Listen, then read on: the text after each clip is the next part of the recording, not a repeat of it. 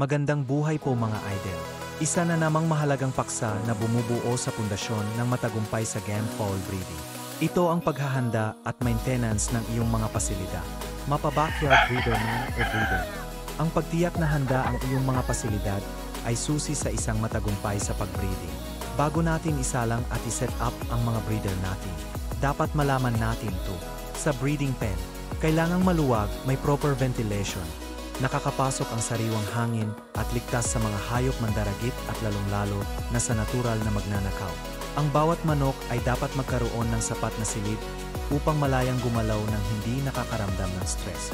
At syempre, huwag kalimutan ang mga pugad kung saan mangingitlog ang mga inahin. Dapat itong comfortable at parating malinis para maiwasan marumihan ang mga itlog na maaring makaapekto sa pagdevelop ng ating mga sisi. Dapat rin ang feeding at watering stations ay hindi naaarawan, nauulanan o naaabutan ng ibang manok. Para maiwasan natin ang kontaminasyon at mga sakit na maaring magdulot ng masamang epekto sa ating palahe. Ngunit ang paghahanda ay katumbas din ng maintenance. Abangan ang Part 2.